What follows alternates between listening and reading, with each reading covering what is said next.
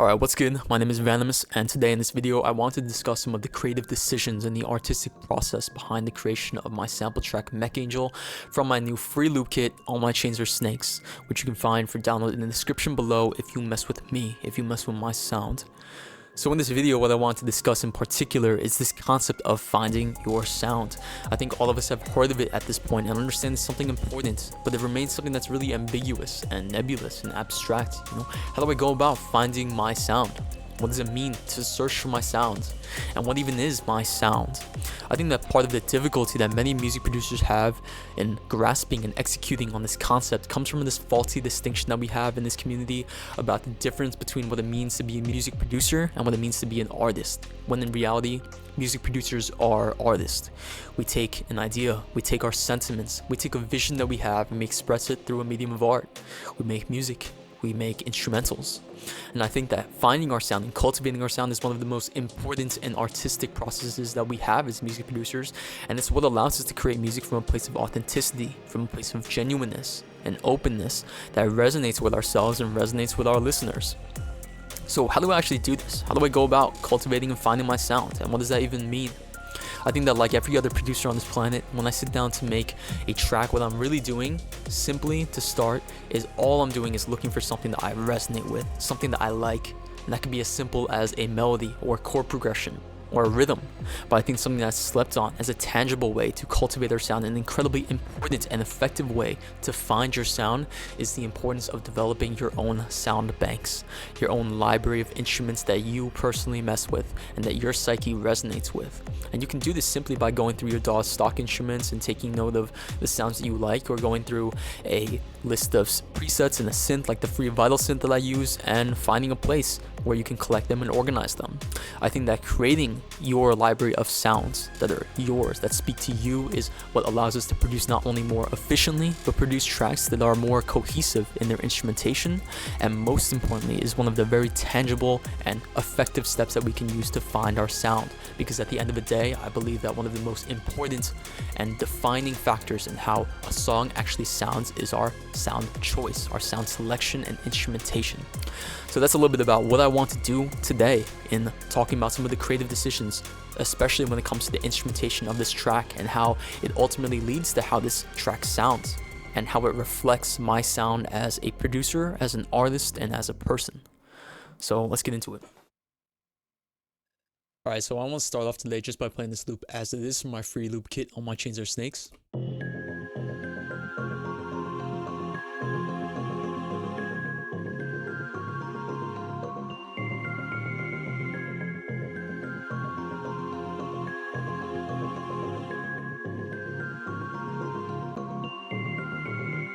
So I've talked about choosing instruments, right, and drawing inspiration and drawing and finding your sound through your instrument choice. So the first instrument that I want to talk about today in the creation of this loop is this rumbling bass line.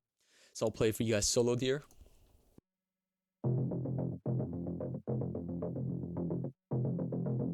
And then I'm going to play it again for you guys without any of the audio effects that I chose in order to color the sound and bring out some of the textures that I liked. So you'll listen to it raw, just as I listened to it raw when I was first looking for an instrument that I resonated with.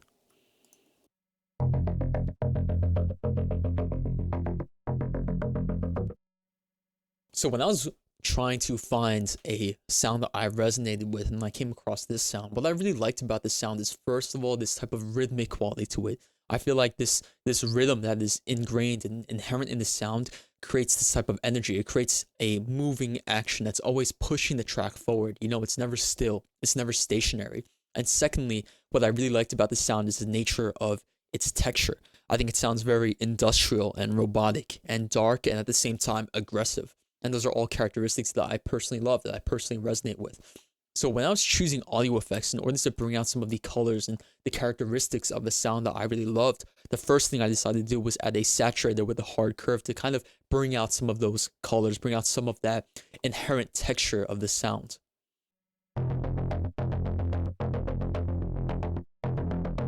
And this is with it off. And back on.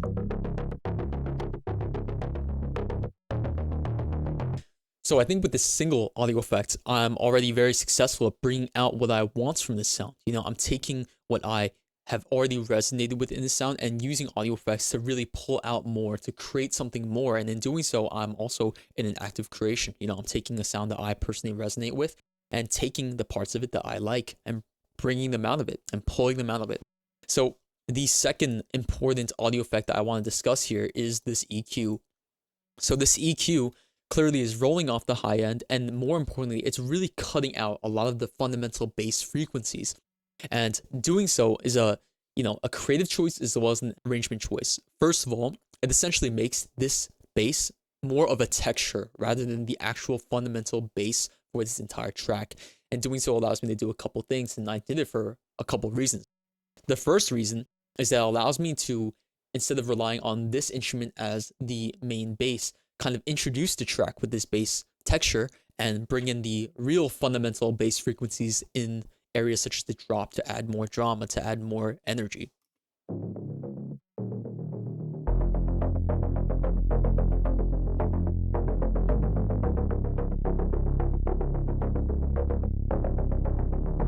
And the second reason as to why I chose to use this bass line rumbling as a texture rather than as the fundamental bass low end frequency was because in general, in the type of sound that I'm making and most types of genres, we tend to want to have a low end that is very stationary. There's a foundation of the track that kind of glues the rest of the track together. Especially in this lower end of frequency, we definitely don't tend to want to have a lot of clutter. We don't want to have a lot of instruments going on, which means that the instruments that do occupy this area tend to be particularly important, and it's important for them to be reliable. And I think that the rhythmic nature of the sound, though it was something I loved, fit more as a texture because it kind of lacked that reliability, that kind of type of stationary foundation for the track to rely on if this low end frequency is constantly moving and shifting and existing in the rhythm. So the next thing I want to talk about is balance in terms of vibes or genres, right? So if I think about the nature of the sound, what I hear is a very, cyberpunky, industrial, synthetic vibe. And the next instrument choice I'm going to make is either going to diverge from that or it's going to double down on it. And in the production style that I use, I'm always going to make that an active decision. So from my background as a producer, mostly working in dark trap, and starting off with a rather synthetic and cyberpunky style instrument, what I chose to do was to add a instrument as the main melody that kind of counteracted, kind of diverged from this to kind of create a new mix of sounds, a new mix of vibes and genres. And I did so with a chimes, a bell instrument. I'll play for you guys here.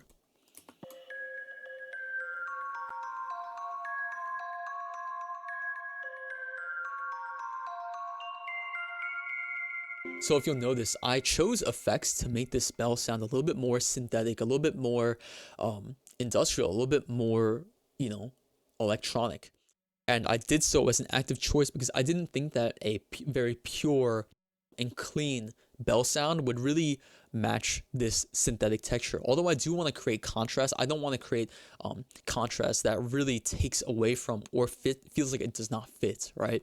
So I would say that this chimes instrument kind of exists in the middle ground between this type of very synthetic sound and the very type of acoustic or organic dark trap sound that uses things such as pianos, like acoustic pianos and acoustic guitars and bells.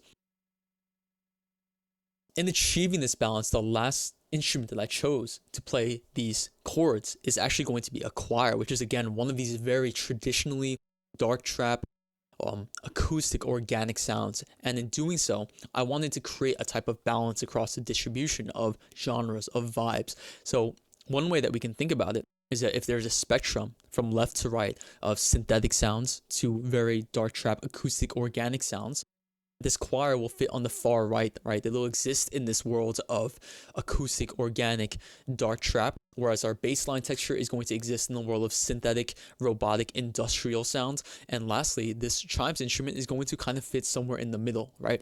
Chime, a bell instrument, traditionally comes from a world of trap, but with the effects that I chose for it, it kind of exists in this middle ground of sounding a little bit more synthetic, of sounding a little bit more artificial. And so I'll play this loop one more time again. So try to more actively listen to the three instruments that are going on here and how each of them impart a certain flavor, a certain vibe, and how these vibes kind of come together to create the entirety of the sound of the loop.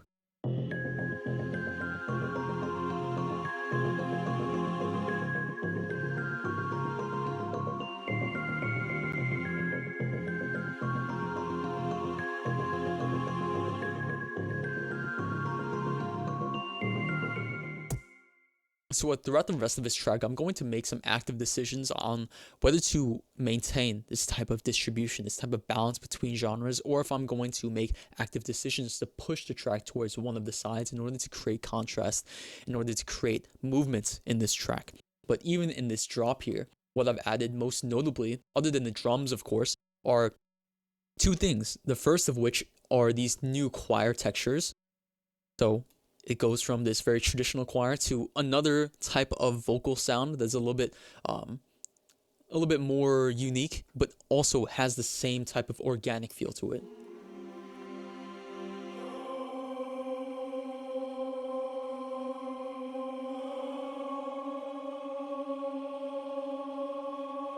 In order to balance from this, again, this kind of more dark trap organic feel, I'm going to add a bass line, or I chose to add a bass line that is, again, synthetic to kind of counterbalance this. And I did so by choosing a respace.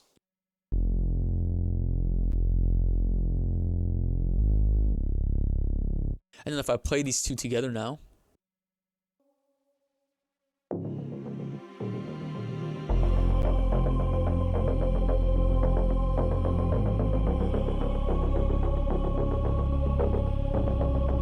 yeah, so I really love this type of character. I really love the way that these instruments have come together to create a sound that's a little bit more unique, right? Because we traditionally don't really hear a respace with this type of dark trap, choral, organic vocal sound. But I think that in choosing instruments that I did in this intro, I kind of set the context in order for this flavor to really thrive.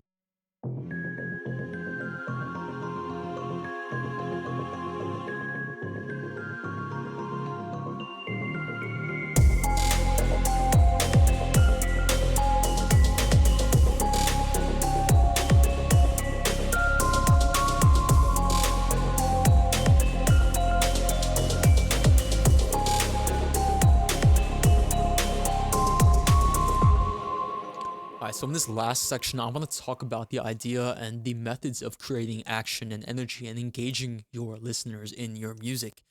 I always want my music to be alive to my listeners. The last thing that I want is to lose my listener's attention halfway through a song, because to me that means losing my listener halfway through a journey that I'm trying to take them through. And I think especially today in the world of short form content and instant gratification and TikTok, it is very easy to lose a listener's attention. And yet at the same time, gaining and maintaining a listener's attention is the most crucial and most challenging obstacle and objective that all creators face, but especially music producers. And that is because I believe that in today's music industry, attention is the most important form of currency that exists. Further than this, though, creating action and drama and energy and telling a story through my music is something that I'm very naturally drawn to. I think that it's naturally imparted throughout my songs, throughout my sound. So there are many ways that we're able to do this, and all of them involve bringing life and adding evolution to our tracks. And I love evolution. I love the idea of inspiring evolution for you. I love evolution in my own life. So how do we achieve this in technical procedures, technical techniques? I think that there are many ways to do this, and a few of them that we've discussed in this video include, bringing drums in at certain times, using automation to selectively remove and then add back in certain key frequencies, such as the low end. But another way that I particularly want to discuss this concept and the technique to accomplish this concept of making music that is engaging and that tells a story is in melodic content and the choices of instrumentation, as in taking out and adding certain instruments throughout the track in order to, create different vibes, in order to tell a story, like have the music itself evolve throughout the track. So in particular, or for example, in this verse section, I want to have a vibe that, in contrast to the hook, is a lot more languishing, is a lot more tamed, right? and is a lot more kind of just dark and depressing compared to the high energy and the action of the hook section.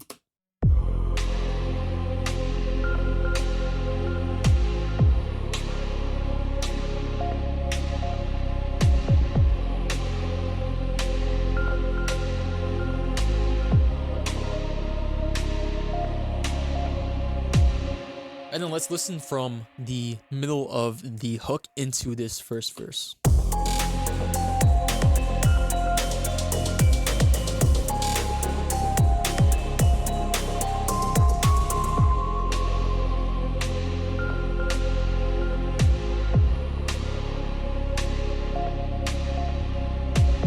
So between these two sections, there is also another balance to be struck here. Obviously, we're trying to create contrast. We're trying to create a structure of the song that is not monotone.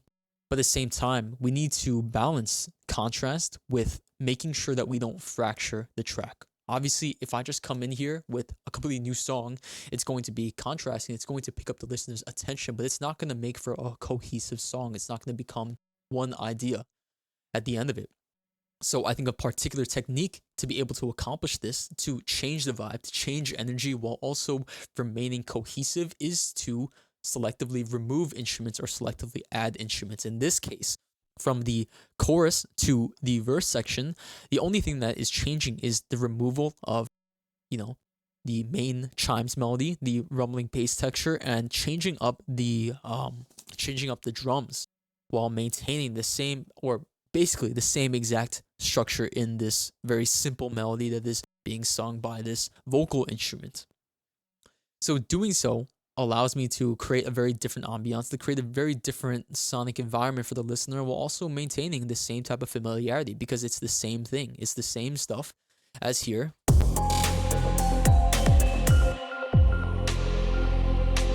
Just with really small details changed and the removal of certain key parts of the song. But what I want to talk about in terms of creating evolution throughout the track is not just creating contrast, right? Not just creating sections that are identifiably distinguishable, but also how to make things new, how to bring the listener to a new place throughout the track. And sometimes it's not necessary. Sometimes you want familiarity for particular reasons, But in the context of this track, in the context of this type of sound, my objective is to create things that are fresh, to take a listener on a type of like a crescendo of a journey rather than to, bring them back to a common place. So an example of how I would accomplish that type of freshness is among the different hooks, right? Each hook is going to be different. Each of the three hooks is noticeably different from the one that is prior. In this case, this second hook, I'll just play it for you now. It includes this new group of synths.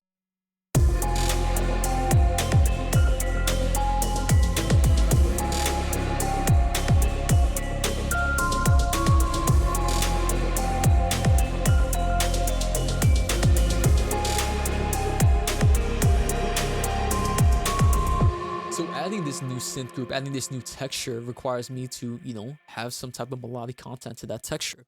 So what I did here, if I just show you this very simple melody that's being played across all three layers, it's supposed to complement and work well with this initial and fundamental chimes melody that is playing throughout the entirety of the track.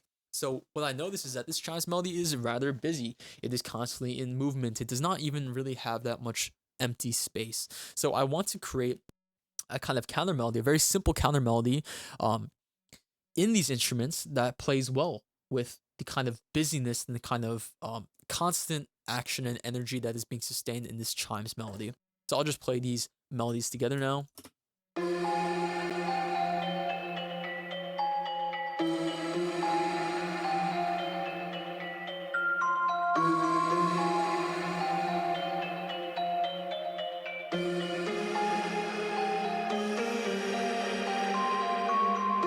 So again, I'm allowing each of these instruments to breathe, each of these instruments to exist together, and really to be honest, the functional idea here is that just like I want to create a simple melody that fits in the track, that does not make the track too crazy, but is essentially like an excuse to add a new texture, to add a new flavor to the sound that does not exist in this first chorus.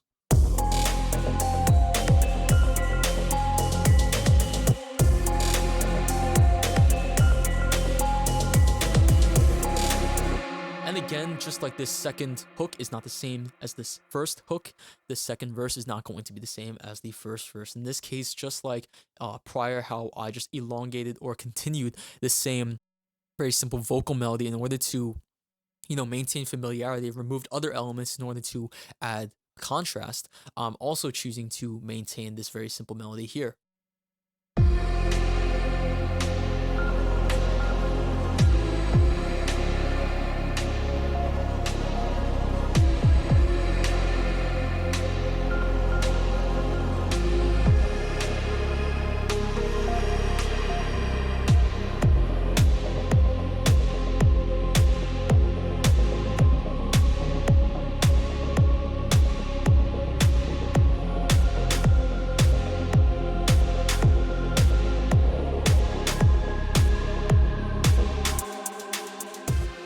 And then lastly, again, I am choosing to add a hook, add elements to the hook by, in this case, introducing new instruments rather than just switching up the existing melody of the current instruments to also add more flavor, add a new texture, add a new vibe to this.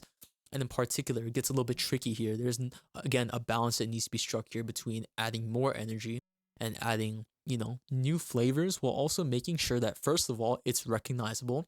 It's like unexpected, but it's not too unexpected. It's not jarring. And also while making sure that overall, in terms of a mix, in terms of overall, composition and arrangement, that this last section is new. It's higher energy, but it does not feel, too cluttered in this context. So all I did here was to add, really like the most important thing is adding just a single instrument here. That plays something that's very similar to the original chimes melody.